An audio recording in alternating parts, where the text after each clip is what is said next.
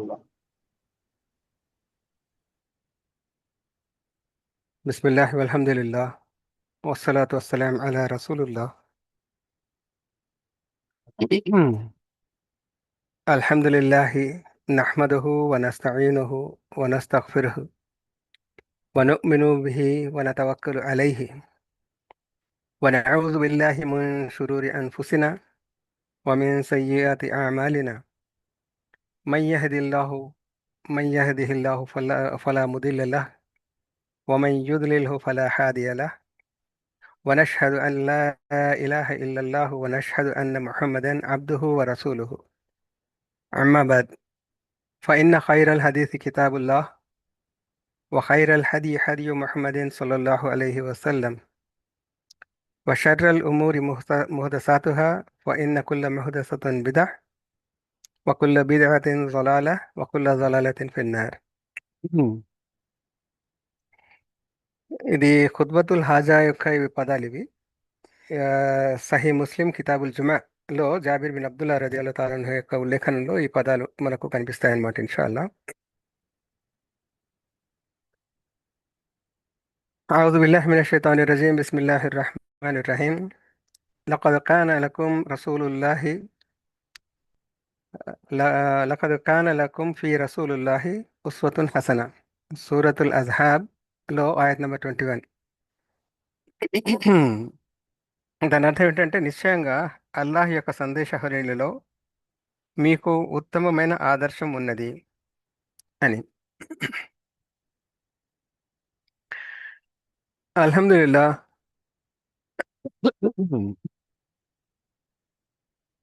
మనందరికీ తెలుసు, ఇస్లాంలో షరియత్కు సంబంధించి పునాది వంటి రెండు విషయాలు ఉన్నాయి.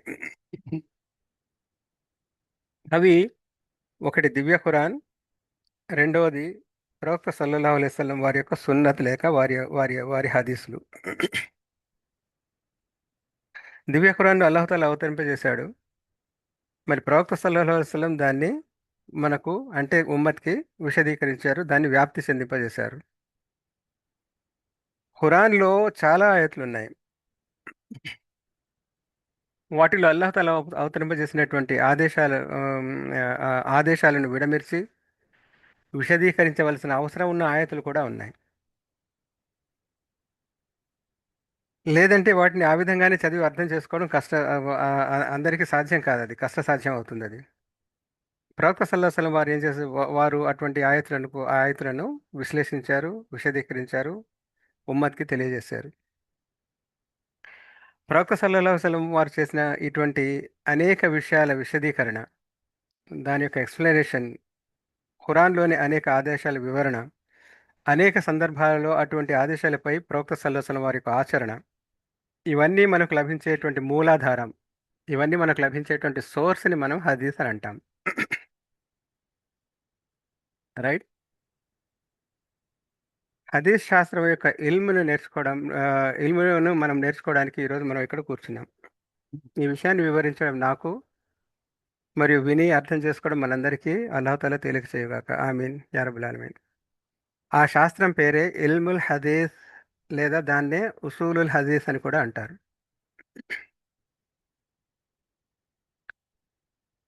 ఇల్ముల్ హదీస్, సెకండ్ స్లైడ్ ఇన్షాల్లా. ఇల్ముల్ హదీస్, ఇల్ముల్ హదీస్ అనేటువంటి ఈ పదాన్ని మనం గమనించినట్లయితే ఇందులో రెండు భాగాలు కనిపిస్తున్నాయి మనకు. ఒకటి ఏంటంటే ఇల్మ్ అనేటువంటి పదము, రెండు హదీస్ అనేటువంటి పదం. రైట్.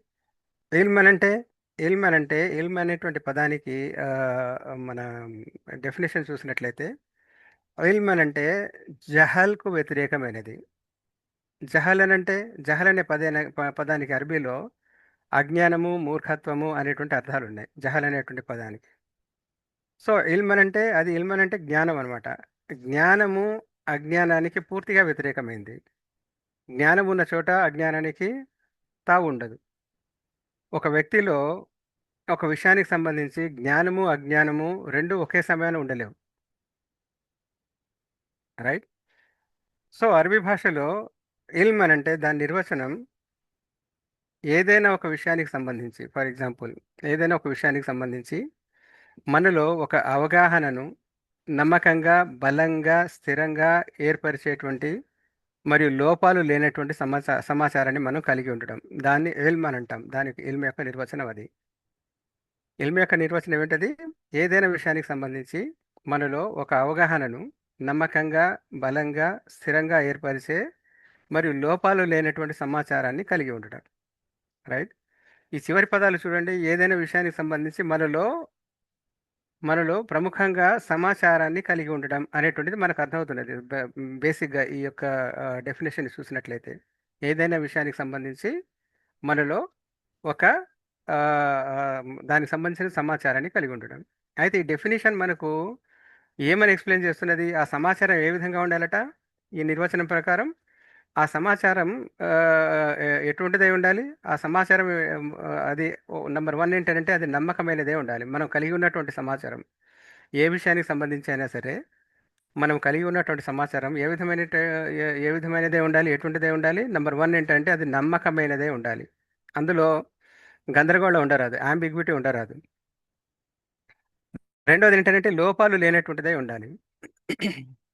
రెండోది లోపాలు లేనటువంటి ఆ సమాచారం లోపాలు లేనటువంటిదే ఉండాలి. మూడోది ఆ విషయానికి సంబంధించి మనలో ఒక అవగాహనను బలంగా, స్థిరంగా నాటుకునేలా చేసేదే ఉండాలి ఆ సమాచారం. అర్థమవుతున్నదా? దాన్ని మనం ఇల్మ్ అంటాం అనమాట. దీన్ని ఒక చిన్న మన ఈ ప్రాపంచిక ఉదాహరణతోని మనం మరింత బాగా అర్థం చేసుకునే ప్రయత్నం చేద్దాం. ఉదాహరణకి ఒక ఏసీ ఉందనుకోండి. For example.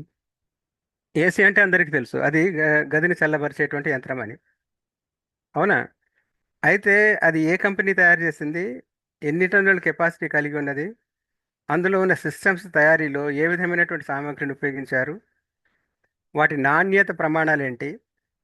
అది అది స్ప్లిట్ ఏసీనా? లేకపోతే విండో ఏసీనా? మరి స్ప్లిట్ ఏసీ, విండో ఏసీకి ఈ రెండిట్లో ఉన్నటువంటి ప్రముఖమైనటువంటి తేడాలేంటి? ఇంకా ఇలాంటి లోతైన విషయాలు మనలో ఎంతమందికి తెలుసు?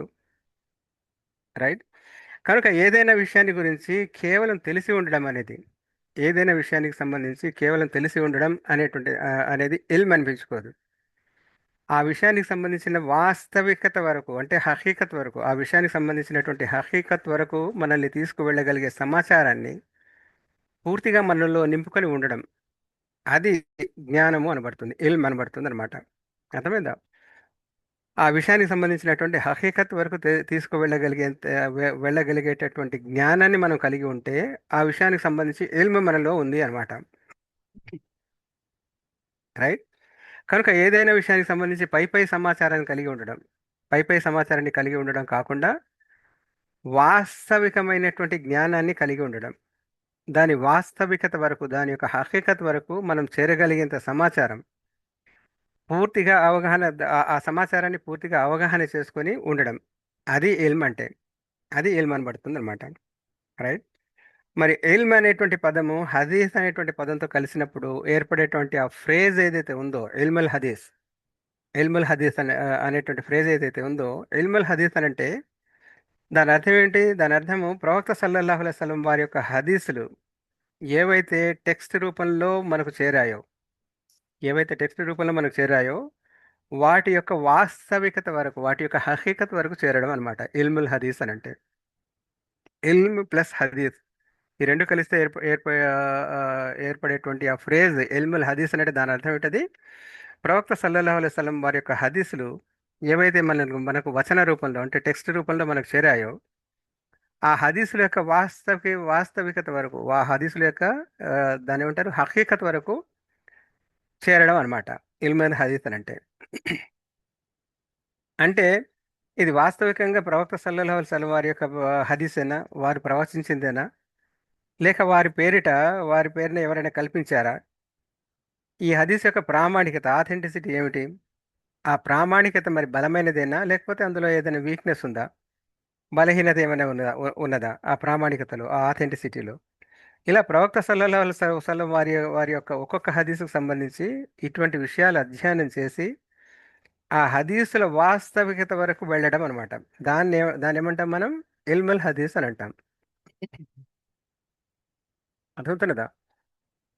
మరి ఈ ఇల్మును పొందడానికి కొన్ని ఉసూల్ ఉన్నాయి. ఉసూల్ అంటే నియమాలు. కొన్ని నియమాలు ఉన్నాయి, కొన్ని నిబంధనలు ఉన్నాయి. ఈ ఇల్ముల్ హదీస్ అనేటువంటి జ్ఞానాన్ని పొందడానికి కొన్ని ఉసూళ్ళు ఉన్నాయి, నియమాలు ఉన్నాయి. ఉసూల్ అని అంటే నియమాలు నియమాలు అనమాట. అర్థమైందా? ఉసూలు ఉన్నాయి, కొన్ని నిబంధనలు ఉన్నాయి. ఈ ఉసూల్ ఆధారంగా ఈ నియమాలు నిబంధనల ఆధారంగా వాటిని బేస్ చేసుకొని హదీస్ యొక్క హకీకత్ వరకు వెళ్ళగలిగితే, రైట్, ఈ ఉసూల్ని బేస్ చేసుకొని ఈ ఉసూల్ని బేస్ చేసుకొని వాటి ఆధారంగా హదీస్ యొక్క హకీకత్ వరకు, వాస్తవికత వరకు వెళ్ళగలిగితే ఆ విద్యార్థికి ఆ హదీస్కు సంబంధించి అది వాస్తవంగా ప్రవక్త సల్లల్లాహు అలైహి వసల్లం వారు ప్రవేశించిన హదీసేనా లేక కల్పితమా అనేటువంటి విషయం అతనికి తెలిసిపోతుంది అనమాట. ఆ ఉసూలను అనుసరించి కనుక ఆ, అధ్యయనం చేసినట్లయితే, రైట్. ఇక్కడ ఇప్పటివరకు మనం చూసినటువంటి డిస్కషన్ని బేస్ చేసుకొని ఒక చిన్న ఇక్కడ గమనించవలసినటువంటి ఒక చిన్న విషయం ఏంటంటే, మనందరికీ బాగా తెలిసినటువంటి ఒక హదీస్ ఉంది. అది బల్లిగు అన్నీ వలవ్ ఆయా అని. బల్లిగు అన్నీ వలవ్ ఆయా.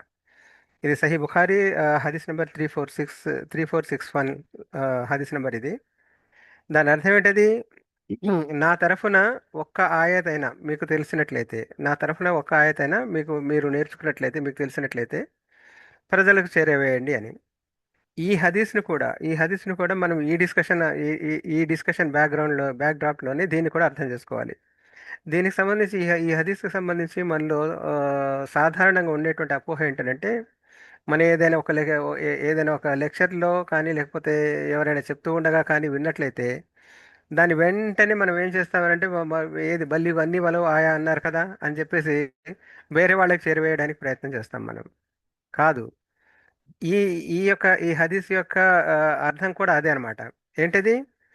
దాని గురించి మనకు తెలిసినటువంటి విషయాన్ని గురించి మనము అది నిర్ధారించుకోవాలి. అది సహీ అయినా లేకపోతే జయీఫా లేకపోతే ఎంతవరకు ఆథెంటిక్ అది అనేది మనం నిర్ధారించుకోవాలి. నిర్ధారించుకున్న తర్వాతనే అది ఒక్క ఆయత అయినా సరే, మీరు ఒక్కటే ఆయతు మీకు తెలిసిందనుకోండి, నేర్చుకున్నారనుకోండి, దాని యొక్క పూర్తి అవగాహనను దానికి సంబంధించి అన్ని విషయాలను విశేషాలను ఒకవేళ మనము వేరే వారికి చేరవేసినట్లయితే వారి నుంచి మనకు ఏం ప్రశ్నలు ఎదురు కావచ్చు అనేటువంటి అన్ని కోణాల్లోనూ కూడా దాన్ని బాగా నేర్చుకొని అటువంటి జ్ఞానాన్ని మనం పొందిన తర్వాతనే అది ఒక ఆయత్ అయినా సరే ఒక హదీస్ అయినా సరే ఇతరులకు చేరవేయడం అనమాట. ఈ హదీస్ను కూడా మనము ఇప్పటివరకు మనం చూసినటువంటి డిస్కషన్ యొక్క బ్యాక్డ్రాప్లోనే దీన్ని కూడా అర్థం చేసుకోవాలి. హదీస్ శాస్త్ర అధ్యయనం అనేటువంటిది ఒక విశ్వాసికి ఎప్పుడు కూడా చాలా ఇంట్రెస్టింగ్ సబ్జెక్ట్. అది ఆసక్తిదాయకమైనటువంటి విషయం అనమాట. హదీస్ ఆ, శాస్త్రం యొక్క అధ్యయనం అనేటువంటిది. మరి అదే ఒక నాన్ ముస్లింకి, ఆ, ఒక అవిశ్వాసికి చూసినట్లయితే అది అంత ఆకర్షణీయం కాకపోవచ్చు అతనికి.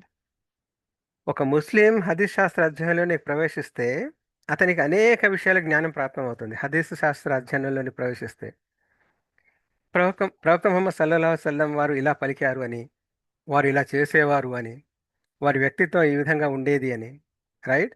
ఇటువంటి ఎన్నో విషయాలు వారికి సంబంధించి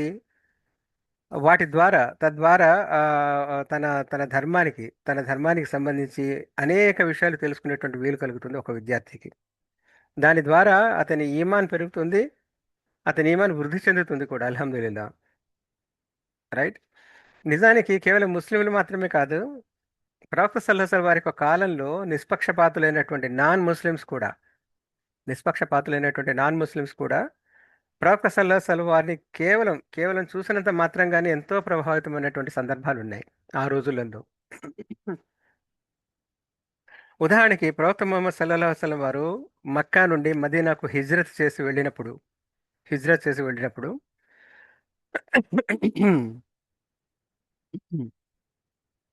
మదీనా వాసులు ప్రవక్త సల్లల్లాహు అలైహి వసల్లం వారికి స్వాగతం పలకడానికి మదీనా శివర్లలోనికి మక్కా వైపు నుండి వచ్చేటువంటి దారికి, మదీనా శివర్లలోనికి వెళ్ళి అందరూ కూడా చూడసాగారనమాట. వారిని అక్కడి నుంచి స్వాగతం పలికి వారిని నగరంలోనికి తీసుకురావడానికి. అర్థమైందా? నగర శివార్ల దగ్గరికి వెళ్ళి అందరూ కూడా ఎదురు చూడడం ప్రారంభించారు. వాళ్ళల్లో అబ్దుల్లా ఇబ్న్ సలాం అబ్దుల్లా ఇబ్న్ సలాం అనేటువంటి వ్యక్తి కూడా ఉన్నారనమాట. ఆయన యాక్చువల్గా ఒక యూదుడు. యూదుడు మాత్రమే కాకుండా యూదుల యొక్క మత గురువు కూడా అనమాట. అర్థమైందా? తర్వాత ఆయన మ, ఇస్లాం స్వీకరించి అల్హమ్దులిల్లా అబ్దుల్లా ఇబ్న్ సలాం రదియల్లాహు అన్హుగా ఆ, పేరుగాంచారనమాట ఆయన. రైట్. సో అప్పుడు ప్రవక్త సల్లల్లాహు అలైహి వసల్లం వారు మక్కా నుండి మదీనాకు హిజ్రత్ చేసి వస్తున్నటువంటి విషయం తెలిసి మదీనా వాసులందరూ కూడా మదీనా నగర శివార్లలోనికి వెళ్ళి వారి కోసం ఎదురు చూడసాగారన్నమాట. వారికి అక్కడి నుంచి స్వాగతం పలికి నగరంలోనికి తీసుకురావడానికి.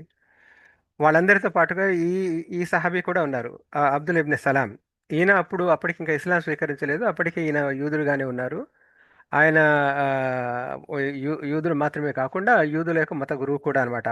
అప్పుడు ఆ కాలంలో దూరం నుంచి ప్రవక్త సల్లల్లాహు అలైహి వసల్లం వారు వస్తున్నారు. వారు వారి రూపు క్రమక్రమంగా దగ్గరవుతూ ఉన్నప్పుడు వారి రూపు ప్రస్ఫుటమై, అర్థమైందా? కేవలం వారి ముఖ వర్చస్సు చూసినంతనే అబ్దుల్లా ఇబ్న్ సలాం రజల్లాహు అన్హు ఇలా అన్నారు. అప్పటికి ఇంకా ఆయన యూదుడే అనమాట. ఆయన ఇలా అన్నారు, ఏమని? ఈ ముఖం నిశ్చయంగా అబద్ధం చెప్పదు అని. నిశ్చయంగా ఈ వ్యక్తి అబద్ధాలు ఆడేవాడు కాడు అనేటువంటి అర్థంలో అనమాట. అన్న హాదల్ వజ్హ్ లైస బి కజాబ్ అన్నారు ఆయన. అన్న హాదల్ వజ్హ్ లైస బి కజాబ్.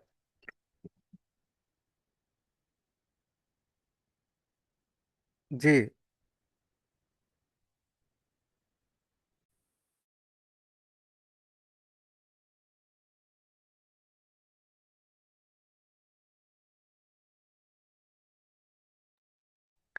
లైస బి కజాబ్ అని అన్నారు ఆయన. ఇది ఈ ఈ హదీస్ ఇది జామి తిర్మిదిలో హదీస్ నెంబర్ 2585, 2485. అనస్ బిన్ మాలిక్ రదియల్లాహు అన్హు యొక్క ఉల్లేఖనం అన్నమాట ఇది. రైట్. సారీ. ఓకే. నెక్స్ట్ దీంట్లో ఇల్ముల్ హదీస్. ఇల్ముల్ హదీస్ అధ్యయనం వల్ల కలిగేటువంటి లాభాలు ఏమిటి? ఇల్ముల్ హదీస్ అధ్యయనం వలన కలిగేటువంటి లాభాలు ఏమిటి అని చూసినట్లయితే, నంబర్ వన్, ఇది ఆ, అన్నిటికంటే ప్రముఖంగా అత్యద్భుతమైనటువంటి లాభం అన్నమాట ఇది. అదేంటంటే, ఈ హదీసు శాస్త్ర అధ్యయనంలో ఉన్నంత కాలం ఒక ముస్లిం ఎప్పుడు కూడా ప్రవక్త ముహమ్మద్ సల్లల్లాహు అలైహి వసల్లం వారికి చేరువుగా ఉంటాడు. వారి వాక్కులను అధ్యయనం చేయడం, వారి ఆచరణలను గురించి తెలుసుకోవడం, వాటిని తన జీవితంలో ఆచరించడం, వీటన్నిటి వలన ప్రవక్త సల్లల్లాహు అలైహి వసల్లం సజీవంగా వారితో లేకపోయినప్పటికీ, ప్రవక్త సల్లల్లాహు అలైహి వసల్లం వారు సజీవంగా అటువంటి విద్యార్థులతో లేకపోయినప్పటికీ, హదీసు శాస్త్రాన్ని పఠించేటువంటి అటువంటి విద్యార్థులు అనునిత్యం ఆయనతో పాటే ఉంటారు. సుబ్హానల్లా. చూడండి, ప్రవక్త సల్లల్లాహు అలైహి వసల్లం వారికి హదీసులను స్టడీ చేస్తూ, అర్థమైందా, ఆ వాతావరణంలో గడిపేటువంటి ప్రతి విద్యార్థి కూడా తనకు తెలియకుండానే ప్రవక్త సల్లల్లాహు అలైహి వసల్లం వారి యొక్క సాంగత్యంలో ఉంటాడనమాట. ఎప్పుడు కూడా ఆ హదీసులను స్టడీ చేయడం, ప్రవక్త సల్లల్లాహు అలైహి వసల్లం వారి యొక్క ఆచరణ గురించి తెలుసుకోవడం, ఆచరణ తెలిసినప్పుడు వెంటనే తనకు ఆచరించేటువంటి అవకాశం కలిగి ఉంటే వాటిపై ఆచరించడం. రైట్. ఇవన్నీ చేస్తుండడం వల్ల అతను ఏమవుతుందంటే, అతని జీవితం మొత్తం కూడా ప్రవక్త సల్లల్లాహు అలైహి వసల్లం వారి యొక్క సాంగత్యంలోనే గడుస్తున్నట్లు గడిచిపోతూ ఉంటుందన్నమాట. సుబ్హానల్లాహ్. రైట్. రెండవది ఏంటంటే, సెకండ్ బెనిఫిట్ ఏంటంటే, దీని ద్వారా ఆ, ఈ మన హదీస్ శాస్త్ర అధ్యయనం ద్వారా కలిగేటువంటి లాభాలలో రెండవది ఏంటంటే, దీని ద్వారా ప్రవక్త ముహమ్మద్ సల్లల్లాహు అలైహి వసల్లం వారి యొక్క సీరత్ మరియు వారి యొక్క సున్నత్ యొక్క జ్ఞానం లభిస్తుంది. సీరత్ మరియు వారి సున్నత్ యొక్క జ్ఞానం లభిస్తుంది. సీరత్ బేస్ మనకేంటది? హదీసులు అవి. రైట్. ప్రవక్త సల్లల్లాహు అలైహి వసల్లం వారు ఇది ప్రవక్తగా ఎంచుకోబడక ముందు వారి జీవితం ఏ విధంగా ఉండింది, ఆ మక్కా వాసుల యొక్క జీవన పరిస్థితులు ఏ విధంగా ఉండేవి, ఆ సామాజిక పరిస్థితులు ఏ విధంగా ఉండేవి, ప్రవక్త సల్లల్లాహు అలైహి వసల్లం వారు ప్రవక్తగా ఎంచుకోబడిన తర్వాత వారి జీవితం ఏ విధంగా ఉండింది, ఇవన్నీ కూడా మనకు తెలిసేటువంటి సోర్స్ అది హదీస్ అనమాట. ఈ హదీస్ శాస్త్ర అధ్యయనం వల్ల మనకు ప్రవక్త సల్లల్లాహు అలైహి వసల్లం వారి యొక్క సీరత్ను గురించి, వారి యొక్క సున్నత్ను గురించి తెలుసుకునేటువంటి అవకాశం లభిస్తుంది. ఆ జ్ఞానం మనకు లభిస్తుంది అనమాట. నంబర్ త్రీ, దీనివలన సహాబాల యొక్క మరియు సహాబాలు అని అంటే పురుషులు, సహాబియాత్ అని అంటే స్త్రీలు అనమాట. సహాబాల యొక్క మరియు సహాబియాతుల యొక్క రదియల్లాహు అన్హుం వారి జీవితాలను గురించినటువంటి జ్ఞానం మనకు లభిస్తుంది. వారి జీవితాలకు సంబంధించినటువంటి విషయాలు మనకు తెలుస్తాయి. అదేవిధంగా సహబాల కాలం తర్వాత తాబయిన్ల కాలంలో, ఆ విధంగానే తాబయిన్ల కాలంలో ఈ స్త్రీ పురుష తాబయిన్లు తాబయిన్ల ఉలమాలను గురించినటువంటి జ్ఞానం మనకు ఈ హదీసు శాస్త్ర అధ్యయనం వల్ల లభిస్తుంది. అదేవిధంగా నంబర్ ఫోర్ ఏంటంటే ఈ హదీసు శాస్త్ర అధ్యయనం వల్ల, ఈ జ్ఞానం వల్ల మనలో ఒక విషయానికి సంబంధించినటువంటి స్పృహ కలుగుతుంది. అదేంటది? అది మనది అనేటువంటి ఒక చరిత్ర మనకు ఉంది. అది ఇలాంటి చరిత్ర కాదు, అదొక మహోన్నతమైనటువంటి చరిత్ర అనేటువంటి ఒక ఒక ఒక ఎహసాస్ మనకు కలుగుతుంది అనమాట. అర్థమవుతున్నదా? అది ఎలాగా? ఎటువంటి చరిత్ర అంటే ఒక ఉమ్మి అయినటువంటి ఒక ప్రవక్త, ఉమ్మి అనంటే నిరక్షరాస్యుడైనటువంటి ఒక ప్రవక్త బోధించడం ప్రారంభించినటువంటి ధర్మాన్ని కేవలం 100-150 సంవత్సరాల లోపు మొత్తం ప్రపంచమంతా అనుసరించసాగిందనమాట. అంతటి అద్భుతమైనటువంటి, అంతటి మహోన్నతమైనటువంటి చరిత్ర అనేది అనేటువంటి స్పృహ కలుగుతుందనమాట మనకు. అల్హమ్దులిల్లా. అర్థమవుతున్నదా?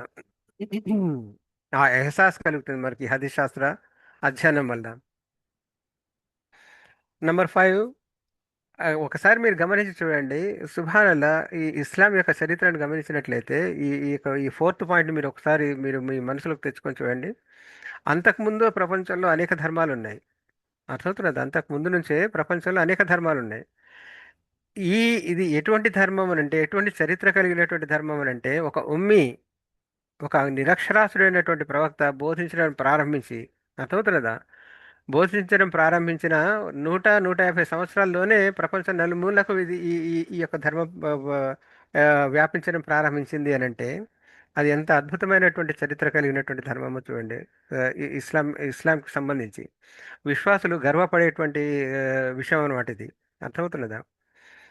నంబర్ 5, ఆయా కాలాలలోని ఉలమాల యొక్క సంస్కృతి సంప్రదాయాలకు సంబంధించిన జ్ఞానం మనకు లభిస్తుంది. ఈ హదీస్ శాస్త్ర అధ్యయనం వల్ల మనకు ఏం కలుగుతుంది? ఇంకోటి నంబర్ 5 ఏంటది? ఆయా కాలాలలోని ఉలమాల యొక్క సంస్కృతి సంప్రదాయాలకు సంబంధించిన జ్ఞానం మనకు లభిస్తుంది. వారి సంస్కృతిలో ఏ విషయాల పట్ల ఆ ఉలమాలు ఉదారంగా వ్యవహరించారు, ఏ విషయాలను ఖండించేవారు, ఏ విషయాలను అసహించుకునేవారు అనేటువంటి మొదలైన విషయాల జ్ఞానం మనకు లభిస్తుంది అనమాట ఈ హదీస్ శాస్త్ర అధ్యయనం వల్ల. రైట్? ఆయా కాలాలలోని ఉలమాల యొక్క సంస్కృతి సంప్రదాయాలను గురించినటువంటి జ్ఞానం మనకు లభిస్తుంది. నంబర్ 6, హదీసు శాస్త్ర అధ్యయనం ద్వారా హదీసుల వెలుగులో ఆయా కాలాలలో ముస్లింల జీవనం ఎలా ఉండేది, వారి వ్యవహార శైలి ఎలా ఉండేది, ప్రత్యేకించి ముహద్దీసీన్ల కాలం నుంచి మొదలుకొని ప్రవక్త సల్లల్లాహు అలైహి వసల్లం వారి యొక్క కాలం వరకు ఆయా కాలాలలో ఉలమాలు హదీసు శాస్త్రం బోధించడం ద్వారా ఎటువంటి సమాజ సృష్టికి కృషి చేశారు, ఎటువంటి సమాజ సృష్టికి బీజాలు వేశారు అనేటువంటి విషయాల యొక్క జ్ఞానం లభిస్తుంది మనకు ఈ హదీస్ శాస్త్ర అధ్యయనం వల్ల. అర్థమైందా? ముహద్దీసీన్లు అంటే ఎవరు? హదీస్ శాస్త్రాల్లో పండితులు అనమాట. ఈ మన ఇమాం బుఖారీ, ఇమాం ముస్లిం, వీరందరూ కూడా ముహద్దీసీన్లే. అర్థమైందా? ఈ ముహద్దీసీన్ల కాలం నుండి మొదలుకొని వెనక్కి వెళుతూ వెళుతూ ఉంటే ప్రవక్త సల్లల్లాహు అలైహి వసల్లం వారి యొక్క కాలం వరకు రైట్, ఆయా కాలాలలో ఉలమాలు హదీస్ శాస్త్రాన్ని బోధించడం ద్వారా ఎటువంటి సమాజాన్ని నిర్మించడానికి వారు కృషి చేశారు, ఎటువంటి సమాజ సృష్టికి వారు బీజాలు వేశారు అనేటువంటి జ్ఞానం మనకు లభిస్తుంది అనమాట హదీస్ శాస్త్ర అధ్యయనం ద్వారా. ఒకసారి ఈ ఈ ఇప్పటివరకు మనం చెప్పుకున్నటువంటి విషయాల్ని గమనించినట్లయితే, భాషలు వేరు, ప్రాంతాలు వేరు, దేశాలు వేరైనా ముస్లిం అయితే చాలు, వారందరి సభ్యత సంస్కృతి ఒక్కటిగానే ఉండి వారందరినీ ఒకే బంధంలో బంధించి ఉంచేది ఏంటంటే అది ఇస్లాం అనమాట. రైట్? అర్థమైందా? ఒకరి భాష మరొకరికి అర్థం కాకపోయినా ఒక ముస్లింగా అతని కనీస అవసరాలను మరో ముస్లిం గుర్తించేవాడు, అర్థం చేసుకునేవాడు. సుహానల్లా. అది మీరు ప్రపంచంలో ఎక్కడ ఉన్నప్పటికీ మీరు ఏ ప్రదేశానికి వెళ్ళినప్పటికీ అది ఆ ఆ ప్రదేశ భాష మీకు వచ్చినా రాకపోయినా మీరు అక్కడ ఒక ముస్లింని కలిసినట్లయితే అతనికి అర్థమైపోతుంది మీ యొక్క కనీస అవసరాలు ఏమిటో. అర్థమవుతుంది కదా. మీ మీరు మీరు అతనికి ఏది అతని భాషలో అతనికి వివరించలేకపోవచ్చు. కానీ ఒక ముస్లిం మరొక ముస్లింని కలిస్తే చాలు, రైట్, అతని సంస్కృతి అతని సభ్యత ఆ సంస్కృతి అతనికి తెలియజేసేస్తుంది అనమాట.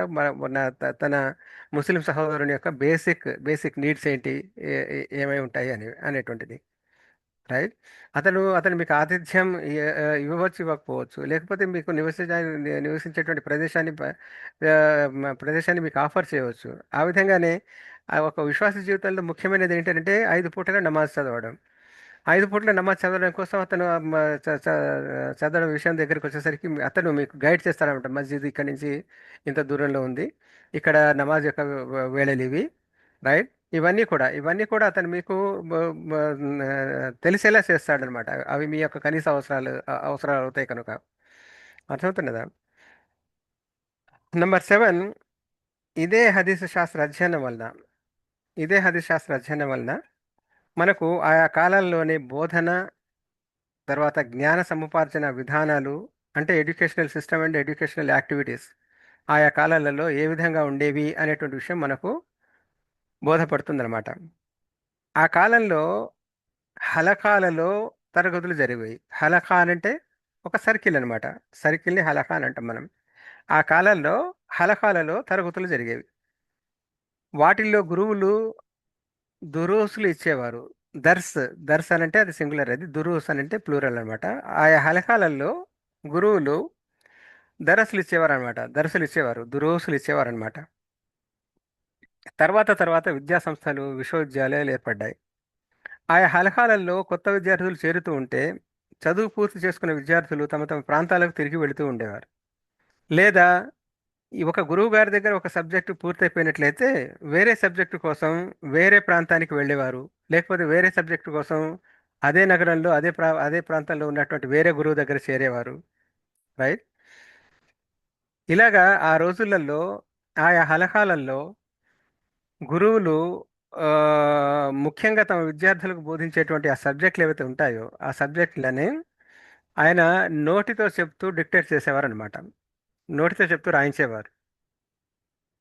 ఆ విధంగా ఒక గురువు తాను కనీసం 2-3 సంవత్సరాలు కూర్చొని రాసినటువంటి ఆ సబ్జెక్టుని ఒక హలహాలో ఎంతమంది విద్యార్థులు ఉంటే అన్ని రాత ప్రతులు తయారైపోయేవి. కొన్ని సందర్భాల్లో 2,000-3,000 కాపీలు తయారయ్యేవి. అర్థమవుతుందా? 3-4 నెలల్లో వారికి నోటితో చెప్పి డిక్టేట్ చేసి రాయించడం వారితో, రైట్. తర్వాత దాన్ని వివరించడం, దాన్ని ఆ సబ్జెక్ట్ టీచ్ చేయడం పూర్తయ్యేది 3-4 నెలలలో. అదేవిధంగా విద్యార్థులు తమ తమ ప్రాంతాలకు వెళ్ళి వాళ్ళు కూడా ఇదే విధంగా అక్కడ బోధించేవారు అనమాట. ఒక షేక్ దగ్గర ఆ పట్టణం ఆ నగరం విద్యార్థులే కాకుండా సుదూర ప్రాంతాల నుంచి, అనేక ప్రదేశాల నుంచి, దేశాల నుంచి ప్రయాణించి మరీ ఆ, విద్యార్థులు వచ్చి అక్కడ ఆ రోజులలో విద్య నేర్చుకునేవారు. ఒకసారి ఆ రోజుల్లో ప్రయాణం ఎలా ఉండేదో కూడా మీరు ఒకవేళ ధ్యానంలోకి తెచ్చుకొని ఆలోచించినట్లయితే, ఒంటెలపై ప్రయాణం ఆ రోజులలో ఒంటెలపై ప్రయాణం, ఎండకు ఎండుతూ వానకు తడుస్తూ చలిని, ఈదురుగాళ్లను, ఇసుక తుఫాన్లను తట్టుకుంటూ ప్రయాణించి మరీ వచ్చి ఆ గురువుల దగ్గర విద్యార్థులు విద్యార్జన చేసేవారు అనమాట. జ్ఞాన సముపార్జన చేసేవారు ఆ రోజులలో. ఒకసారి ఈ మన హదీసులను ఉల్లేఖించిన వారి యొక్క పరంపర అంటే ఏంటిది? చైన్. హదీస్ మనకు చేరేంత వరకు అదేది, ఫర్ ఎగ్జాంపుల్ ఇమాం బుఖారి ఉన్నారనుకోండి. ఆ ఇమాం బుఖారి తన యొక్క సహీ బుఖారిలో ఒక హదీస్ను ఉల్లేఖించినట్లయితే సారీ, దాని యొక్క చైన్ పూర్తిగా రాసేవారు ఇమాం బుఖారి. చైన్ ఏంటది? ఆయన ఎవరి నుంచి విన్నారు, ఏ తన తన గురువు గారు, ఆ గురువుగారు ఎవరి నుంచి విన్నారు, ఆయన గురువుగారు, ఆ గురువుగారు ఎవరి నుంచి విన్నారు. ఈ విధంగా ఇమాం బుఖారి నుంచి మొదలుకొని పైకి వెళుతూ వెళుతూ చైన్ ప్రవక్త సల్లల్లాహు అలైహి వసల్లం వారి వరకు వెళ్ళేది అనమాట. దీన్ని చైన్ అని అంటాం మనం, సనద్ అని అంటాం.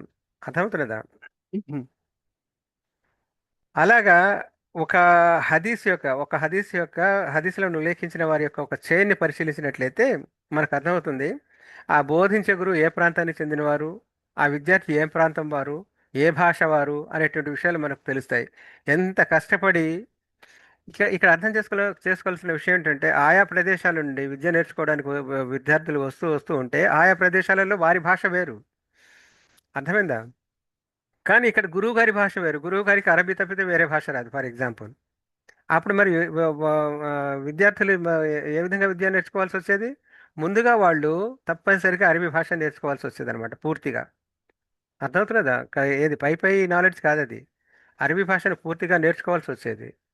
ఆ విధంగా నేర్చుకున్న తర్వాత అరబీ భాష నేర్చుకొని మరీ ఆ సబ్జెక్టులలో పారంగత్యం సాధించేవారు అనమాట విద్యార్థులు ఆ రోజులలో. ఈ హదీస్ శాస్త్ర అధ్యయనం వల్ల మనకి ఈ విషయాలన్నీ కూడా అర్థమవుతాయి అనమాట.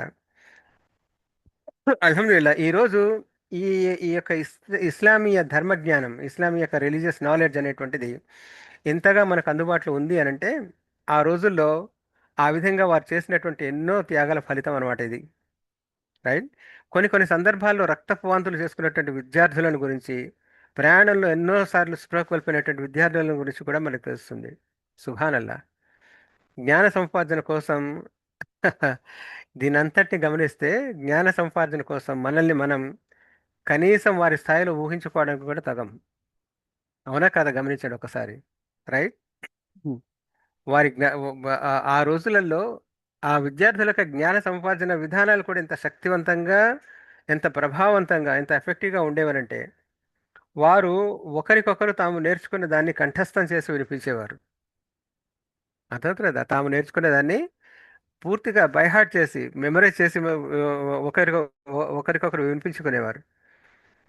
అందులో ఏమైనా తప్పులు ఉంటే అక్కడికక్కడే సరి చేసుకోవడం జరిగిపోయేది.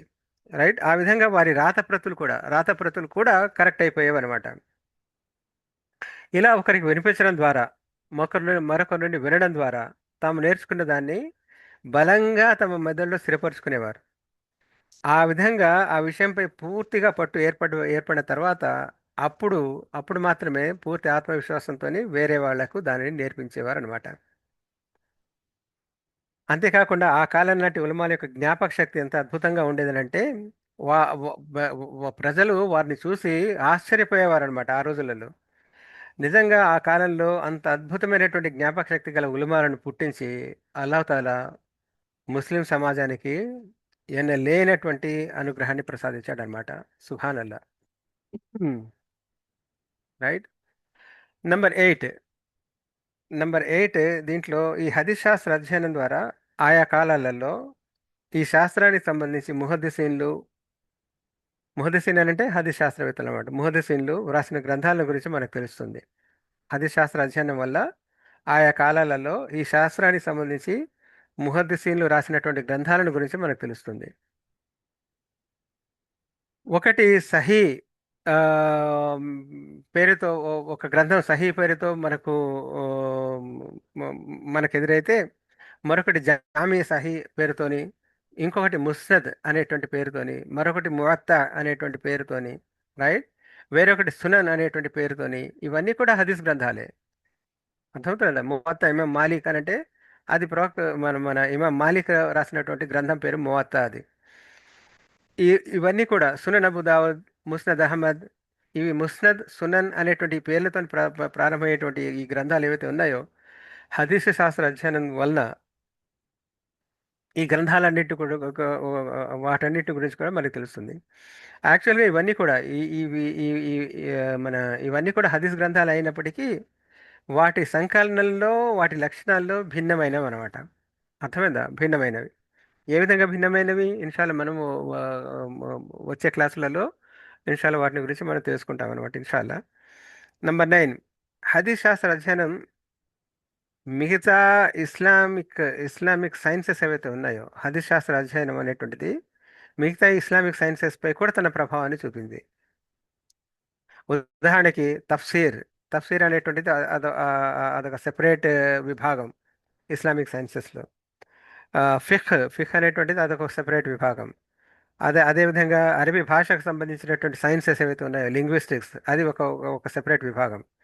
కానీ ఈ హదీస్ శాస్త్ర అధ్యయనం అనేటువంటిది ఈ ఇటువంటి ఇస్లామిక్ ఉలూమ్ ఏవైతే ఉన్నాయో, ఉలూమ్ అల్ ఇస్లాం, ఈ ఇస్లామిక్ ఉలూమ్ ఏవైతే ఉన్నాయో వాటన్నిటిపై కూడా తన ప్రభావాన్ని చూపించింది.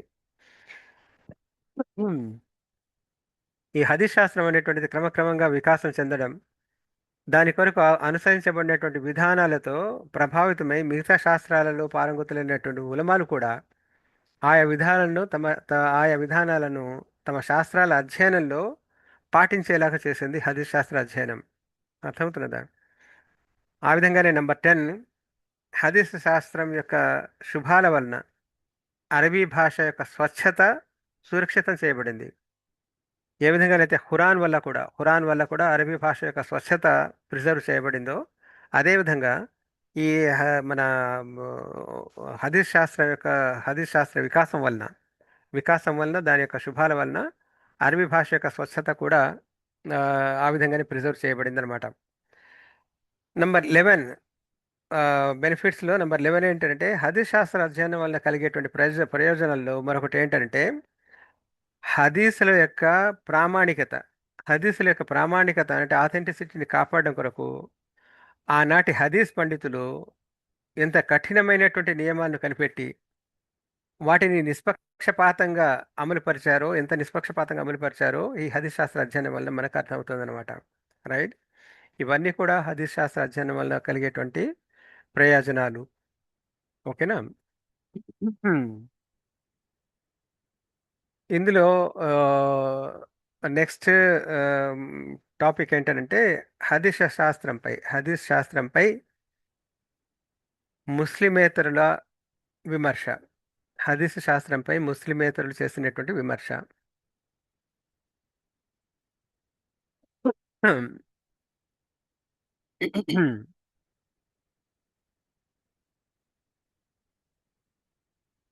और जाइए परिभानी से।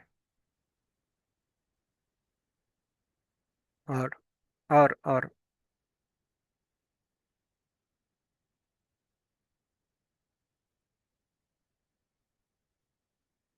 हम्म, और एक రైట్. హదీస్ శాస్త్రంపై ముస్లిమేతరులు చేసినటువంటి విమర్శ. ఆ విధంగానే ముస్లిమేతరులు మాత్రమే కాకుండా కొంతమంది ముస్లిం పండితులు కూడా హదీస్ శాస్త్రాన్ని విమర్శించిన వాళ్ళు ఉన్నారనమాట. రైట్. వారిని గురించి ఇన్షాల్లా బ్రీఫ్గా మనము ఈ ఈ భాగంలో తెలుసుకుంటాం. అది విమర్శను అరబీ భాషలో ఏమంటారు? నకద్ అని అంటారు. విమర్శను. అర్థమైందా? అరబీ భాషలో విమర్శను ఏమంటారు? నకద్ అని అంటారు. దాని నుంచే తన్ఖీద్ అనేటువంటి పదం వచ్చింది. నకద్ అని అంటే విమర్శ, తన్ఖీద్ అని అంటే విమర్శించడం అనమాట. రైట్. నకద్ అని అంటే యాక్చువల్గా అది నకిలీని వేరు వేరు చేయడం వేరు చేయడం అనమాట. ఆ కాలంలో ఆ, ఇవి మన ఏవి బంగారు నాణేలు, వెండి నాణేలు చలామణిలో ఉండేవి. అర్థమైందా? ఆ కాలంలో ఏం చేసేవారు? ఆ, ఆ, అది బంగారు నాణ్యం కానీ వెండి నాణ్యం కానీ అది అసలైందేనా లేకపోతే నకిలీదా అనేది తెలుసుకోవడం కోసం ఒక ప్రొఫెషనల్ వ్యక్తి దగ్గరికి వెళ్ళేవారు. రైట్. అతను ఏం చేసేవాడు? దాన్ని పరిశీలించి అది అసలైందో కాదో చెప్పేవాడు. అతన్ని అరబీ భాషలో ఏమంటారు? ఆ విధంగా అసలైనదో కాదో తనిఖీ చేసేటువంటి వాడిని. ఈ తనఖీ అనేటువంటిది కూడా తెలుగులోకి అరబీ నుంచి దిగుమతి అయినటువంటి పదం ఇది. తనఖీద్ అనమాట. అదంటే దాన్ని పరీక్షించి వేరు చేయడం. అర్థమైందా? అతన్ని ఆ విధంగా నాణ్యాలను పరిశీలించి అది అసలేందో కాదో పరిశీలించేటువంటి వ్యక్తిని ఏమంటారు? నాకిద్ అని అంటారు అరబీ భాషలో. నాకిద్. అతడు చేసేటువంటి పనిని అంటే ఏంటది? అతడు చేసే పని ఏంటది? అంటే నాణ్యాల యొక్క వాస్తవికతను పరిశీలించి అది అసలైన నాణ్యమో కాదో తెలుసుకొని, అది అసలైనదైతే ఎందుకు అసలైనది, దానికి రుజువులు ఏంటి, దానికి కారణం, అది తను అసలైంది అని అంటున్నాడు అంటే ఎందుకు అంటున్నాడు? రైట్. అది నకిలీ నాణ్యం అయితే అది ఎందుకు నకిలీ నాణ్యము, అది అతను నకిలీ నాణ్యం అని చెప్పేసి ఎందుకు అంటున్నాడు? అర్థమవుతున్నదా? ఆ విధంగా వీటన్నింటి కారణాలతో సహా తన దగ్గరకు వచ్చినటువంటి వ్యక్తికి తెలియజేసేటువంటి పని అనమాట. రైట్. ఆ పనిని తనఖీద్ అని అంటాం. ఇది సమాజానికి సంబంధించినటువంటి ఆ, ఆ, ఒక సినేరియో ఇది. ఏది? నాణ్యాలను తనిఖీ చేసి నాణ్యాలను పరిశీలించి అసలైన వాటిని నా బ- బ- ఏది నకిలీ వాటిని వేరు చేసేటువంటి పని ఇది. మరి లిటరేచర్కి సంబంధించి సాహిత్యానికి సంబంధించి తనఖీద్ అని అంటే ఏంటది? సాహిత్యానికి సంబంధించి తనఖీద్ అని అంటే దాన్ని సాహిత్య విమర్శ అని అంటాం మనం. అర్థమవుతున్నదా? సాహిత్యానికి సంబంధించి తనఖీద్ అని అంటే దాన్ని సాహిత్య విమర్శ అంటాం తెలుగులో మనం. ఈ సాహిత్య విమర్శ చేసేటటువంటి వ్యక్తిని కూడా మనం నాఖీద్ అనే అంటాం. రైట్. సాహిత్యానికి సంబంధించి తనిఖీ చేసేటువంటి వ్యక్తి అంటే ఆ నాఖిద్ సాహిత్యాన్ని ఆ, తనిఖీ చేసేటువంటి వ్యక్తి అందులో ఏం చేయాలి? సాహిత్యానికి సంబంధించి విమర్శ చేసేటువంటి వ్యక్తి ఏం చేయాలి యాక్చువల్గా? అతడు దేన్నైతే ఏ సాహిత్యాన్ని అయితే అతను సబ్జెక్ట్గా తీసుకొని విమర్శ చేస్తున్నాడో అందులో ఉదాహరణలు సాక్ష్యాలతో సహా అది ఎందుకు అనుసరణీయం లేదా ఆమోదయోగ్యం కాదో, ఎందుకు అనుసరణీయం కాదో లేదా ఆమోదయోగ్యం కాదో అతను వివరించాలి, కారణాలతో సహా వివరించాలి. అంటే ఇందులో ఈ విషయం ఒప్పుకోదగింది, అందుకు కారణం సాక్ష్యం దలీల్, అందుకు కారణం ఇది దలీల్ ఇది, ఇందులో ఇది నిరాకరించదగింది, అందుకు దలీల్ ఇది అని చెప్పేసి అతను వివరించాలి. అర్థమైందా? హదీసుల విషయంలో హదీసుల విషయంలో హదీస్ శాస్త్ర విషయంలో ఉన్నటువంటి విమర్శలు, అభ్యంతరాలు ఏవైతే ఉన్నాయో వాటిని అధ్యయనం చేస్తే అవి సాహిత్య విమర్శ. అర్థమైందా? సాహిత్య విమర్శ అనేటువంటి స్థాయికి ఏమాత్రం అర్హం కావు అనేటువంటి విషయం మనకు అర్థమవుతుంది. హదీసుల విషయంలో, హదీస్ శాస్త్ర విషయంలో ఈ మన మ, ఏది ప్రచలితంగా ఉన్నటువంటి ఆ విమర్శలను, ఆ పుస్తకాలను వాటిని చదివితే మనకు ఏమర్థమవుతుంది? వాటిలో ఉన్నటువంటి అభ్యంతరాలు, విమర్శలు ఏవైతే ఉన్నాయో అవి యాక్చువల్గా సాహిత్య విమర్శ అనే స్థాయికి కూడా ఏమాత్రం అర్హం కావనేటువంటి విషయం మనకు అర్థమవుతుంది అనమాట. ఆయా పుస్తకాల్లో మనకు కనిపించేది అసలు విమర్శ కానే కాదు, కేవలం ఆ విషయంలో వారి యొక్క అజ్ఞానము మరియు వారి యొక్క అవగాహన లోపం మాత్రమే అని మనకు అర్థమవుతుంది.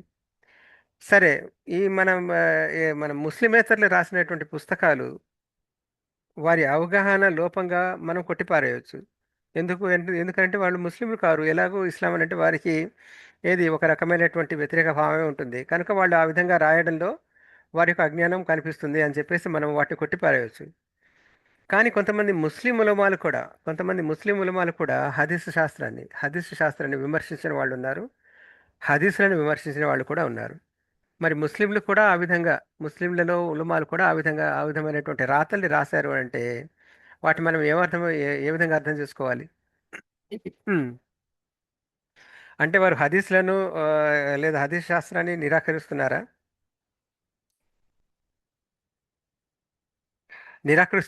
అనుకోవాలా? యాక్చువల్గా చూసినట్లయితే వారు నిరాకరిస్తున్నది హదీసులను, హదీస్ శాస్త్రాన్ని కాదు. నిజానికి వారు నిరాకరిస్తున్నది ఒక దివ్య ఖురాన్ అన్నమాట. ఏ విధంగా? ఉదాహరణకు మనం ఖురాన్ను అధ్యయనం చేసినట్లయితే అందులో మనకు తౌహీద్కు సంబంధించినటువంటి ఆయతులు, అర్థమైందా? తౌహీద్కి సంబంధించిన ఆయతులు, హలాల్ హరాం విషయాలకు సంబంధించిన ఆయతులు, ఇబాదత్లకు సంబంధించినటువంటి ఆయతులు, మామిలాత్కు సంబంధించినటువంటి ఆయతులు, వివాహం, విడాకులు, వారసత్వం ఇలా అనేక విషయాలకు సంబంధించినటువంటి ఆయతులు మనకు కనిపిస్తాయి ఖురాన్లో. అర్థమైందా? కానీ వాటి యొక్క విశ్లేషణ, వాటి యొక్క ఎక్స్ప్లెనేషన్ అనేటువంటిది మనకు ఖురాన్లో స్పష్టంగా లభించదు. రైట్. తౌహీద్ యొక్క మొదటి కల్మా ఏంటిదే? అది మనకు తెలుసు, అది లా ఇలాహా ఇల్లల్లా ముహమ్మదు రసూలుల్లా అని. అది పఠించిన తర్వాతనే, ఆ విధంగా సాక్ష్యం పలికిన తర్వాతనే ఒక వ్యక్తి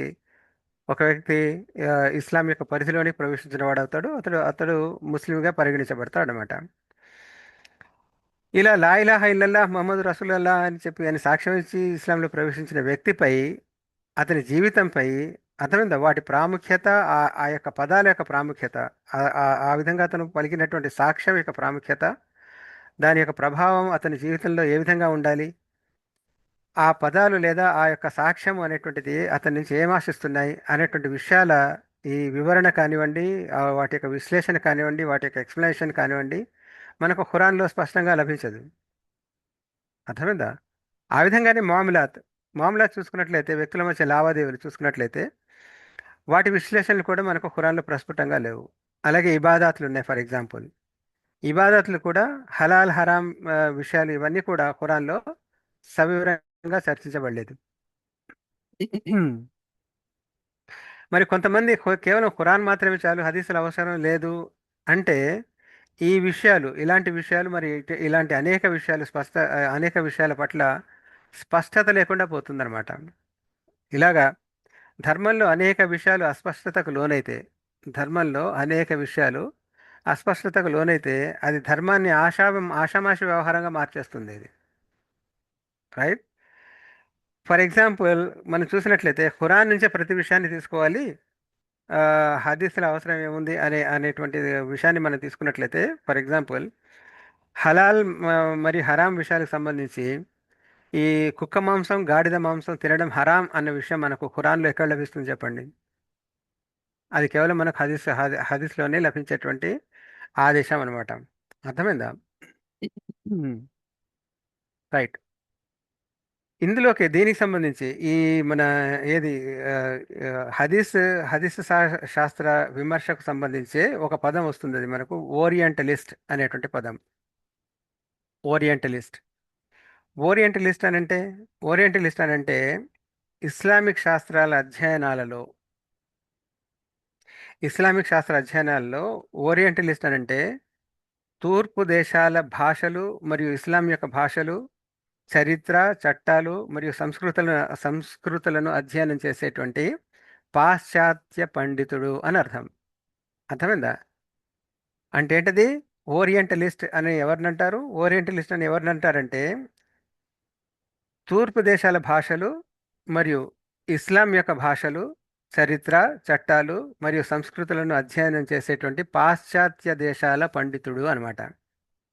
అర్థమైందా? Western scholar. అతని అత అతను అతను ఏం చేస్తాడు? ఈ తూర్పు దేశాల భాషలను అధ్యయనం చేస్తాడు. తూర్పు దేశాల ఆ, మ- మ- వాటితో పాటుగా ఇస్లాం యొక్క భాషల్ని అధ్యయనం చేస్తాడు. రైట్. ఇస్లాం యొక్క చరిత్రను, చట్టాలను అధ్యయనం చేస్తాడు.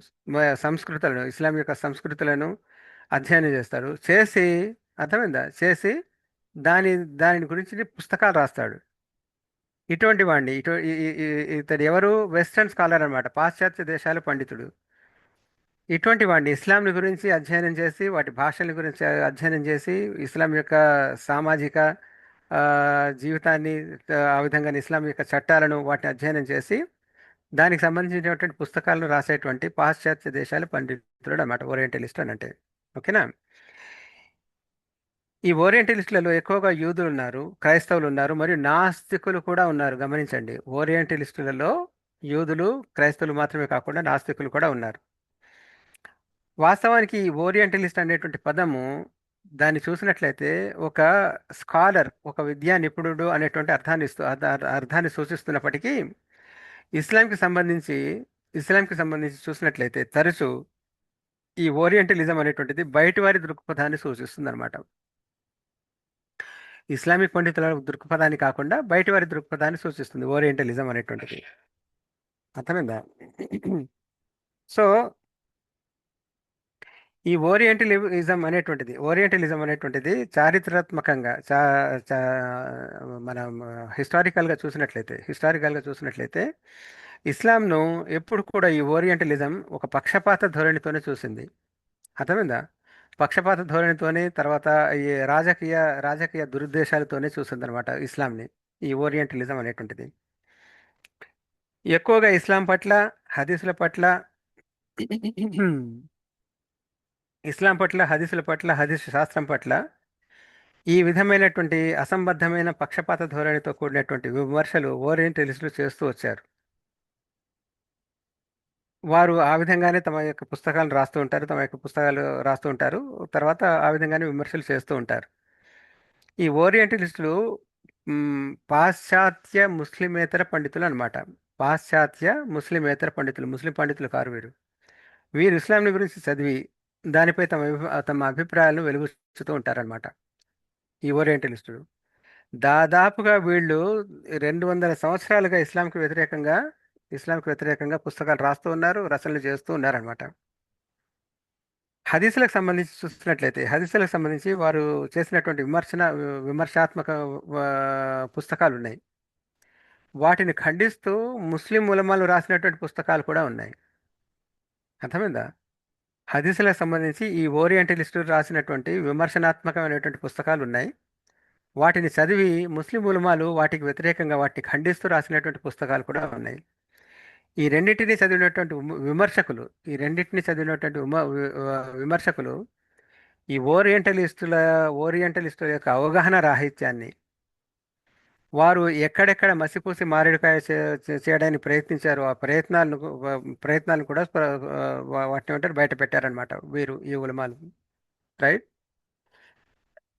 ఈ నేపథ్యంలో చూసినట్లయితే ఈ నేపథ్యంలో చూసినట్లయితే ముస్లింల యొక్క అక్షరాస్యత స్థితి కూడా ముస్లింల యొక్క అక్షరాస్యత స్థితి కూడా ఈ ముస్లిం సమాజంలో హదీస్ శాస్త్రానికి, హదీసులకు వ్యతిరేకంగా ఒక రకమైనటువంటి వాతావరణం ఏర్పడడానికి కారణమైంది. ముస్లింలలోని అక్షరాస్యత స్థితి కూడా ఒకటి ఏంటంటే, ప్రాథమికంగా చూసినట్లయితే ముస్లింలలో అక్షరాస్యత శాతం చాలా తక్కువ. అర్థమవుతున్నదా? ముస్లింలలో అక్షరాస్యత శాతం చాలా తక్కువ. అలాంటి ముస్లింలు ఇలాంటి ఓరియంటలిస్టుల గురించి వినడం, వారు రాసిన పుస్తకాల గురించి వినడం, అరే హదీస్ శాస్త్రానికి వ్యతిరేకంగా రాశారా అనేటువంటి ఏది ఆ, వాళ్ళలో ఒక రకమైనటువంటి క్యూరియాసిటీని, ఆసక్తిని కలిగిస్తుంది. అది అర్థమవుతున్నదా? ఆ విధంగా విని, ఆ రచనల గురించి విని వాటిని చదవాలని చెప్పేసి ప్రభావితమయ్యేటువంటి అవకాశం ఎక్కువగా ఉంటుంది. Number one. రెండోది, ఒకటేంటంటే అసలు ముస్లింలలోనే అక్షరాస్యత శాతం తక్కువ. రెండవది, ఒకవేళ అక్షరాస్యులైనటువంటి, అంటే చదవడం రాయడం నేర్చుకున్నటువంటి, లేకపోతే ఆ, ఏది 10th క్లాస్, ఇంటర్మీడియట్, డిగ్రీ వరకు చదువుకున్నటువంటి విద్యార్థులు ఎవరైతే ఉంటారో, ఫర్ ఎగ్జాంపుల్, రైట్, అలాంటి అక్షరాస్యుల్లో కూడా అరబీ భాష యొక్క జ్ఞానం లేకపోవడం, అర్థమవుతున్నదా? అరబీ భాష యొక్క జ్ఞానం లేకపోవడం అనేటువంటిది రెండో ప్రధానమైనటువంటి కారణం. ఈ ఓరియంటలిస్టులు తాము రాసినటువంటి పుస్తకాలలో అరబీ అరబీ ఆయతులను, అరబీలో ఓ, దాని ఏమంటారంటే సెంటెన్స్లను కోట్ చేస్తూ అరబీలోనే ముద్రించేవాళ్ళు. ఆ ముద్రణ కూడా అరబీలోనే ఉండేదన్నమాట.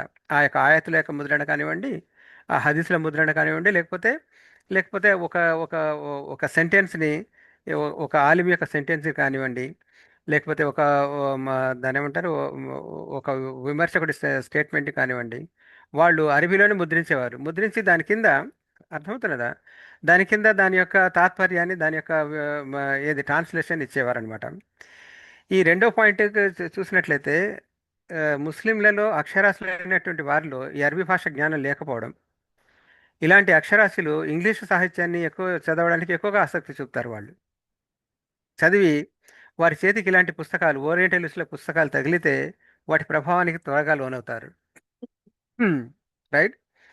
ఇలాంటి పుస్తకాలలో ఇందాక నేను చెప్పినట్లుగా అరబీ వాక్యాలు కూడా ముద్రించి ఉండడం, వీరి అక్షరాస్యులే కానీ వీరికి అరబీ భాష జ్ఞానం లేకపోవడం, అర్థమవుతుంది కదా? అరబీ భాష జ్ఞానం లేకపోవడం, ఓరియంటలిస్టులు ఆ విధంగా తమ పుస్తకాలలో అరబీ వాక్యాలను కోట్ చేసి దాని క్రింద తమ ఇష్టం వచ్చినట్లుగా వాటి యొక్క అర్థాలను రాయడం, వాటి యొక్క ట్రాన్స్లేషన్స్ని రాయడం, ఆ అరబీ ఆయతుల, లేకపోతే అరబీ వాక్యాల యొక్క విశ్లేషణను ఆ, తమకు తోచినట్లుగా వాటిని రాయడం, వివరించడం, ఇవన్నీ కూడా జరుగుతూ ఉండేవన్నమాట. రైట్. ఈ ఈ విధమైన పరిస్థితుల్లో అక్షరాస్యులైనటువంటి ముస్లింలలో కూడా వారికి అరబీ భాష జ్ఞానం లేకపోవడం, దాని గ్రామర్ తెలియకపోవడం, ఆ అరబీ భాష పట్ల వారికి సరైనటువంటి అవగాహన లేకపోవడం, ఈ ఓరియంటలిస్టుల పుస్తకాలలో అరబీ కూడా ముద్రించి ఉండడం, దాని కింద వాళ్ళకి తోచిన విధంగా వాళ్ళు ఏం రాస్తే వారు ఏమనుకుంటారు ముస్లింలు, ఓహో ఇతను అరబీని కూడా కోట్ చేస్తున్నాడు అంటే నిజంగా ఇట్లాగే ఉండి ఉంటుంది అనేటువంటి భావం వాళ్ళలో ఏర్పడిపోతుంది అనమాట. అర్థమవుతున్నదా? ఉదాహరణకి చూసినట్లయితే అరబీ భాషలో రజులున్ తర్వాత రజులున్ తర్వాత రజులు, ఈ రెండు పదాలు ఉన్నాయి. ఇవి రెండు కూడా ఒకే అర్థాన్ని ఇచ్చేటువంటి పదాలు అయినప్పటికీ, రజులున్ అనంటే ఆ, ఆ, ఇక్కడ మీకు స్క్రీన్ మీద కనిపిస్తున్న చూడండి, అరబీలో రజులున్ ఒక మనిషి, రజుల్ అనంటే ఆ మనిషి. అర్థమైందా? సో ఈ ఈ ఈ ఈ రెండిటికి మధ్య భేదం ఉంది. రజుల్ అనంటే ఒక మనిషి, అది ఏ మనిషి అయినా సరే కావచ్చు అతడు. రైట్. కానీ రజుల్, అల్తో పాటుగా ఆ, ఆ పదాన్ని రాసినట్లయితే అది ఒక ప్రత్యేక వ్యక్తిని, ఆ మనిషి అని సూచిస్తుంది అనమాట. ఆ మనిషి అంటే మీరు ఒకవేళ ఆ, మాట్లాడుతూ ఆ మనిషి అన్నారనుకోండి, ఎదుటి వాడికి అర్థమైపోతుంది మీరు ఒక వ్యక్తిని సూచిస్తున్నారని, ఒక ప్రత్యేకమైనటువంటి వ్యక్తిని సూచిస్తున్నారనే విషయము. ఆ ఆ మనిషి ఎలాంటి వాడో తెలుసా అని మీరు అన్నారనుకోండి, అంటే మీరు ఎవరో ఒక తెలియని ఏది ఒక అనామకుడైనటువంటి వ్యక్తిని గురించి మీరు మాట్లాడుతున్నారని అనుకోడు ఎదుటి వ్యక్తి. ఆ మనిషి గురించి నీకు తెలుసా అని అంటే, మీరు ఎవరో ఒక ప్రత్యేకమైనటువంటి వ్యక్తిని, ఒక పర్టికులర్ వ్యక్తిని మీరు సూచిస్తున్నారనేటువంటి విషయము ఆ అనేటువంటి పదం సూచిస్తుంది. అర్థమైందా? ఆ విధంగానే రజులున్, ఆ రజులు అనేటువంటి ఈ రెండు పదాల మధ్య కూడా మధ్య తేడా కూడా అదే అనమాట. రజులు అని అంటే ఒక మనిషి, ఏ మనిషి అయినా కావచ్చు. అర్ రజులు అని అంటే ఆ మనిషి అనమాట. రైట్. ఇది ఎందుకు ఓ, ఈ ఉదాహరణను ఎందుకు మీకు ఇవ్వాల్సి వస్తుంది అంటే, ఇమామ జుహ్రీ రహమవుల్లా గారిని ఒకసారి ఇలా ప్రశ్నించడం జరిగింది. ఏమని? మీరు హదీసులను ఎందుకు రాస్తున్నారు అని, ఎందుకు గ్రంథస్థం చేస్తున్నారు అని అడిగితే, దానికి ఇమాం జుహరి రహమహుల్లా ఏమన్నారు? మా అమీరుల్ మోమినిన్ గారి ఆదేశం ఇది, అందుకని హదీసులను గ్రంథస్థం చేస్తున్నాను అన్నారు ఆయన. అరబీలో ఆయన అన్నటువంటి పదం, ఆయన ఆ, పలికినటువంటి పదాలు ఏమిటవి? ఇన్నహా ఉలాయిల్ ఉమరావు అక్రహూన అలా కితాబతిల్ అహాదీస్, కితాబతి అల్ అహాదీస్, అల్ అహాదీస్ అనేటువంటి పదం అక్కడ కితాబతిల్ అహాదీసి లో అల్ అహాదీసి అనేటువంటిది చివరి పదం అనమాట. అది అర్థమైందా?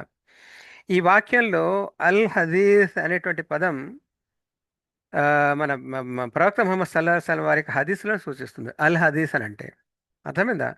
ఇస్లామిక్ సర్కిల్స్లో, ఇస్లామిక్ సమాజంలో అల్ హదీస్ అనేటువంటి పదాన్ని విన్న వెంటనే కొద్దో గొప్ప జ్ఞానం ఉన్నటువంటి, కొద్దో గొప్ప ధార్మిక జ్ఞానం ఉన్నటువంటి పిల్లవాడైనా సరే, ప్రవక్త సల్లల్లాహు అలైహి వసల్లం వారి యొక్క సల్లల్లాహు అలైహి వసల్లం వారి యొక్క హదీసులు అనే అర్థం చేసుకుంటాడు. అల్ హదీస్ అనేటువంటి పదాన్ని విన్నటువంటి ఏ ముస్లిం అయినా సరే, కొద్దో గొప్ప జ్ఞానం ఉన్నటువంటి ఏ ముస్లిం అయినా సరే, అల్ హదీస్ అనేటువంటి పదం విన్నంటనే అతని మనసులోకి ముందుగా వచ్చేటువంటిది ఏంటంటే ప్రవక్త సల్లల్లాహు అలైహి వసల్లం వారికి హదీసు అనే. అర్థమైందా?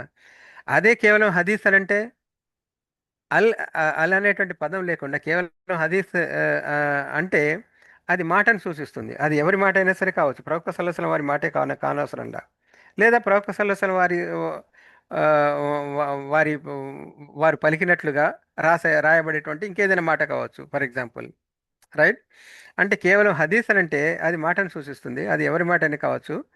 ఓరియంటలిస్టులు ఈ వాక్యాన్ని తమ పుస్తకాలలో, ఏది, మన ఇమామ జుహరి వారి యొక్క ఈ మన ఇన్నహా ఉలాయిల్ ఉమ్రావు అక్రహూన అలా కితాబతిల్ అహాదీస్ అనేటువంటి ఆ సెంటెన్స్ని ఓరియంటలిస్టులు హ్మ్, ఓరియంటలిస్టులు తమ పుస్తకాల్లో పేర్కొన్నప్పుడు అక్కడ అలా కితాబతిల్ అహాదీసి అని రాయకుండా అలా కితాబతి అహాదీసి అని ముద్రించడం జరిగింది, కావాలని. అర్థమవుతున్నదా? అలా కితాబతి అహాదీస్ అని ముద్రించడం జరిగింది అనమాట. దాంతో ఏమైంది? దాంతో ఆ వాక్యం యొక్క అర్థమే పూర్తిగా మారిపోయింది అది. రైట్. ఆ వాక్యం యొక్క అర్థమే పూర్తిగా ఆ, మారిపోయి అల్ అహాదీసి అని కాకుండా కేవలం అహాదీసి అన్నప్పుడు అది ప్రవక్త సల్లల్లాహు అలైహి వసల్లం వారికి హదీసులను సూచించదు అది. దాంతో ఇమాం జుహరీ గారి ఆ వాక్యం పూర్తిగా అర్థం మారిపోయి, మా అమీరుల్ మోమినీన్ గారి ఆదేశం ప్రకారం నేను హదీసులను కల్పించి రాస్తున్నాను అనేటువంటి అర్థం వస్తుందన్నమాట. అర్థమైందా? ఇలాగ ఓరియంటలిస్టులు ఈ విధంగా ఇస్లాంకి వ్యతిరేకంగా పుంఖానుపుంఖాలుగా అనేక పుస్తకాలు రాయడం, వాటిని ముస్లిం ప్రపంచంలోనికి వదలడం, వారి వారి యొక్క ఓరియంటలిస్టుల యొక్క వారపత్రికలు మరియు మాసపత్రికలు ముద్రించడం, సింపోజియంలను తర్వాత దాని ఏమంటారంటే సమావేశాలను నిర్వహించడం. అర్థమైందా? ఏది, ఈ హదీస్ సాహిత్యానికి వ్యతిరేకంగా, ఇస్లామిక్ సైన్సెస్కి వ్యతిరేకంగా సమావేశాలు నిర్వహించడం, సింపోజియంలు నిర్వహించడం, ఇలా ఎన్నో జరిగాయి. వీటి కారణంగా ఎంతోమంది ముస్లింలు కూడా ప్రభావితులయ్యారు. వీటి కారణంగా ఆ కాలంలో ఎంతోమంది ముస్లింలు కూడా ప్రభావితులయ్యారు. ముస్లింలు కూడా ఎన్నో పుస్తకాలు రాశారు. అవి కూడా ముస్లిం ప్రపంచంలో ప్రాముఖ్యతను సంపాదించుకున్నాయి. రైట్. ఈ ఈ క్రమంలో చూసినట్లయితే ఈజిప్షియన్ పండితుల్లో కూడా కొంతమంది ప్రభావితులై హదీసులకు వ్యతిరేకంగా రచనలు చేశారు. ఈ ఓరియంటలిస్టుల యొక్క రచనల ప్రభావంలో పడి ఈ ఈజిప్షియన్ పండితులు రాసినటువంటి పుస్తకాలను ఉర్దూ భాషలోనికి అనువదించి కొంతమంది ముస్లిం పండితులు ఈ మన భారత ఉపఖండంలోకి పంపిణీ చేయడం జరిగింది. ఉపఖండం అనే మాట ఎందుకు ఉపయోగిస్తున్నామనంటే ఆ రోజులలో ఇది భారతదేశం లాగా కాకుండా భారత ఉపఖండం లాగానే సబ్ కాంటినెంట్గా పరిస్థితికి ఆ, గుర్తించబడి ఉండేదన్నమాట. ఇప్పుడు ఉన్నటువంటి ఈ ఆఫ్ఘనిస్తాన్, ఆ, ఏది మన పాకిస్తాన్, బంగ్లాదేశ్, శ్రీలంక, ఇవన్నీ కలిసి భారత ఉపఖండంగా ఆ రోజులలో గుర్తించబడింది. రైట్, అర్థమైందా? ఈ విధంగా భారత ఉపఖండంలోకి పంపిణీ చేయడం కూడా జరిగింది ఆ రోజులలో. ఈజిప్షియన్ పండితులు రాసినటువంటి పుస్తకాల్ని ఉర్దూలోకి తర్జుమా చేసి ఈ భారత ఉపఖండంలోకి వదలడం కూడా జరిగిందనమాట. దీనికి ఒక ఉదాహరణగా అహ్మద్ అమీన్ మిస్రీ అహ్మద్ అమీన్ మిస్రీ ఈయన ఒక ఈజిప్షియన్ పండితుడు అనమాట. ఈయన హదీస్ శాస్త్ర సాహిత్యానికి వ్యతిరేకంగా చాలా పుస్తకాలు రాశాడు ఈయన. ఆయన విమర్శలకు ఈజిప్షియన్ ముస్లిం ఉలమాలు కూడా ఏం చేశారు? వాటిని వాటికి ప్రతి విమర్శ చేస్తూ ముస్లిం పండితులు కూడా పుస్తకాలు ప్రచురించారు. అర్థమైందా? ప్రతి విమర్శ పుస్తకాలు కూడా ప్రచురించారనమాట. ఈ ఈజిప్షియన్ పండితుడు రాసినటువంటి పుస్తకాలను ఆ, ఏది మన ఉర్దూ భాషలోనికి తర్జుమా చేసి భారతదేశంలోని కూడా వదలడం జరిగింది. ఎందుకనంటే ఆ విధంగా ఈ ఓరియంటలిస్టుల ఆ, మ- ప్రభావానికి లోనైనటువంటి ముస్లింలు ఏది తమకు తమ యొక్క వాదనకు బలంగా ఉండేలాగా వారేమనేవారు? చూడండి, మన ఈజిప్షియన్ ఇస్లామిక్ పండితులు కూడా ఏది హదీస్ శాస్త్రాన్ని విమర్శిస్తున్నారు అనేటువంటి ఒక వాదాన్ని తెరపైకి తేవడం కొరకు అనమాట. అర్థమైందా? ఒకసారి ఈ అలీ అబ్దుల్ ఖాదర్ అనేటువంటి ఈయన కూడా ఒక ఈజిప్షియన్ పండితుడు అనమాట. ఈయన కేంబ్రిడ్జ్ యూనివర్సిటీలో పిహెచ్డి చేసి ఈజిప్ట్కి తిరిగి వచ్చిన తర్వాత అల్ అజహర్ యూనివర్సిటీ, తర్వాత కైరో యూనివర్సిటీలో హదీస్ సాహిత్యాన్ని వ్యతిరేకిస్తూ ఈయన ప్రసంగించాడు. ఆయన తన ఉపన్యాసాలలో, తన ప్రసంగాల్లో ఓరియంటలిస్టుల రచనలను, వాటిలోని ఉదాహరణలను పేర్కొంటూ వాటిని సమర్థించాడు. ఏమంటున్నాడు ఆయన? ఈయన ఈ అలీ అబ్దుల్ ఖాదర్, ఈ ఈజిప్షియన్ పండితుడు, ఆయన అక్కడ ఏది తన యూనివర్సిటీ స్టడీస్ పూర్తి చేసుకుని వచ్చిన తర్వాత అల్ అజహర్ యూనివర్సిటీ, తర్వాత కైరో యూనివర్సిటీలో ప్రసంగించినప్పుడు ఫలానా పుస్తకంలో ఫలానా ఓరియంటలిస్టు హదీసు శాస్త్రానికి వ్యతిరేకంగా ఇలా అన్నాడు. ఫలానా ఓరియంటలిస్ట్ తను రాసినటువంటి పుస్తకంలో ఈ ఫలానా హదీసుల గురించి ఈ విధంగా అన్నాడు అని చెప్పేసి, చూడండి మన హదీసు శాస్త్రంలోనే ఎన్ని లోపాలు ఉన్నాయో అనేలాగా ఆయన ప్రసంగించాడు అనమాట.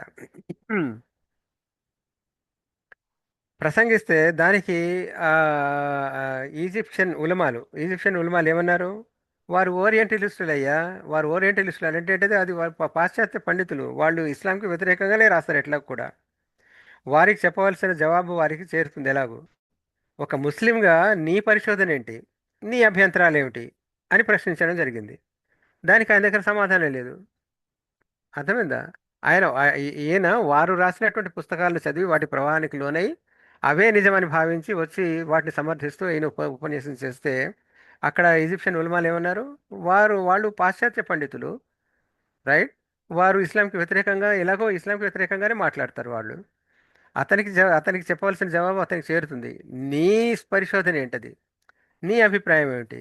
నీవేం పరిశోధించా, నీ పరిశోధనలు ఏం తేలింది అని అడిగితే అతని దగ్గర జవాబు లేకపోయింది. అర్థమైందా? ఈ సందర్భంగా అహ్మద్ అమీన్ మిస్రీ అహ్మద్ అమీన్ మిస్రీ ఈయన గురించి నేను పైన పేర్కొన్నాను కదా.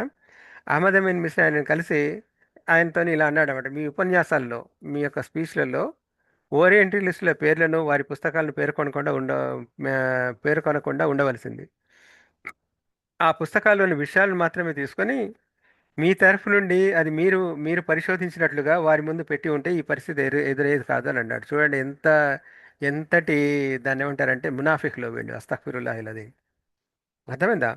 ఈ అహ్మద్ అమీన్ మిస్రీ ఏమంటున్నాడు, ఆయన్ని కలిసి అలీ అబ్దుల్ ఖాదర్ని కలిసి, మీరు మీ ఉపన్యాసాల్లో ఫలానా ఓరియంటలిస్ట్ పుస్తకాలు ఇలా రాశాడు, ఫలానా ఓరియంటలిస్ట్ హదీస్ని గురించి ఇలా రాశాడు అని ఎందుకన్నారు మీరు? అలా అనకుండా, నేను పరిశోధిస్తే నా పరిశోధనలు ఇలా తేలింది, నా పరిశోధనలు ఇలా తేలింది అని ఉంటే ఈ పరిస్థితి ఎదురయ్యేది కాదు కదా అన్నాడు ఆయన. ఇతను కూడా ఒక ముస్లిమే, ఇతను అహ్మద్ అమీన్ మిస్రీ. అర్థమైందా? ఇలాంటి మునాఫికులు కూడా ఆ రోజులలో ఓరియంటలిస్టుల ప్రభావానికి లోనే ఇలాంటి మునాఫికులు కూడా ఉనికిలోనికి వచ్చారనమాట. అస్తగ్ఫిరుల్లాహ్ అది. రైట్. ప్రస్తుతం మనకు ఉర్దూలో లభించేటువంటి ఈ విధమైనటువంటి పుస్తకాల్లో, ఈ విధమైనటువంటి పుస్తకాలలో పేరు ఎవరిది ఉన్నప్పటికీ, పేరుది ఎవరు పేరు ఎవరి పేరు ఉన్నప్పటికీ విషయం మాత్రం అది పూర్తిగా ఓరియంటలిస్టులు రాసినటువంటి విషయమే అయి ఉంటుంది అనమాట. ద మ్యాటర్ అంతా కూడా. అర్థమైందా? కొద్దిగా భాషలో కొద్దిగా ఆ విషయాన్ని ప్రజెంట్ చేయడంలో కొద్దిగా డిఫరెన్స్ ఉంటే ఉండవచ్చు, అది వేరే విషయం. ఓకేనా? సో ఇక్కడికి మనం ఆపుదాం. నెక్స్ట్ స్లైడ్ తీసుకోండి కరీముల్లా గారు, ఇన్షాల్లా. అల్హమ్దులిల్లా. ఇప్పటివరకు మనం చెప్పుకున్న దాంట్లో సారాంశం మీకు స్క్రీన్ మీద కనిపిస్తున్నది. ఇల్మర్ హదీస్, ఉసూల్ హదీస్, హదీసుల ప్రామాణికతను నిర్ధారించేటటువంటి శాస్త్రం ఇది. దీని అధ్యయనం ద్వారా అనేక ఆధ్యాత్మిక చారిత్రక ప్రయోజనాలు లభిస్తాయి. నెంబర్ 1. రెండవది, ఓరియంటలిస్టులు మరియు కొంతమంది ప్రభావిత ముస్లిం పండితుల విమర్శలు వాస్తవానికి హదీసుల కంటే ఖురాన్నే లక్ష్యంగా చేసుకున్నవి మరియు అవగాహన లోపం, వక్రీకరణపై ఆధారపడేవి అనమాట. ఈ ముస్లిం పండితులు రాసినటువంటి రచనలు కానీ, ఓరియంటలిస్టులు రాసినటువంటి రచనలు కానీ అనమాట. రైట్. ఇది ఇంతవరకు మనం అల్హమ్దులిల్లా ఏది మన ఉసూల్ హదీస్ యొక్క ఆ, ఏది బేసిక్ బేసిక్స్ని గురించి మనం ఇంతవరకు డిస్కషన్ చేసుకున్నాం. ఇన్షాల్లా వచ్చే క్లాస్లో ఈ మన ఓరియంటలిస్టుల యొక్క కొన్ని ముఖ్యమైనటువంటి గ్రంథాలు, వాటి వివరాలు, ఆ ఆ గ్రంథాలలో ఓరియంటలిస్టులు తాము రాసినటువంటి పుస్తకాలలో వాళ్ళు లేవనెత్తినటువంటి అభ్యంతరాలు, తర్వాత వాటికి ఇస్లామిక్ ఉలమాలు ఇచ్చినటువంటి సమాధానాలను ఇన్షాల్లా మనం నెక్స్ట్ క్లాస్లో చదువుదాం. ఓకేనా? ఇన్షాల్లా ఇప్పటి వరకు మీకు ఆ, ఇది మన ఉసూల్ హదీస్ టాపిక్ని గురించి ఒక బ్రాడ్ అవగాహన అయితే వచ్చే ఉంటుందని నేను అనుకుంటున్నా. ఒకవేళ మీకు ఏమైనా ఇప్పటి వరకు మనం చెప్పుకున్న దాంట్లో ఏమైనా డౌట్స్ కానీ అర్థం కాని విషయం కానీ ఏదైనా ఉంటే ఒక 2-3 మినిట్స్లో అడగండి ఇన్షాల్లా.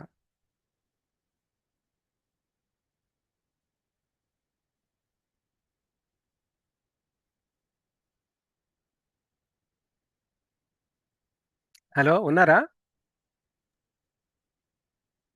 जी सर अलहमदिल्ला। Assalamualaikum.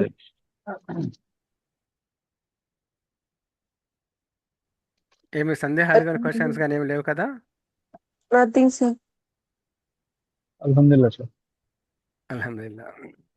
నెక్స్ట్ క్లాస్లో ఇన్షాల్లా దీని కంటిన్యూషన్ ఉంటుంది. తప్పనిసరిగా నెక్స్ట్ క్లాస్ని కూడా అటెండ్ కండి. ఓకేనా? इंशाल्लाह। సుబ్హానక Inshallah. అల్లాహుమ్మ బిహమ్దిక అష్హదు అల్లా ఇలాహ ఇల్లా అంత అస్తగ్ఫిరుక వ అతూబు ఇలైక్. అస్సలాము అలైకుం వరహ్మతుల్లాహి వబరకాతుహు. Alaikum salam. वालेकुम अस्सलाम व रहमतुल्लाहि व बरकातुहू।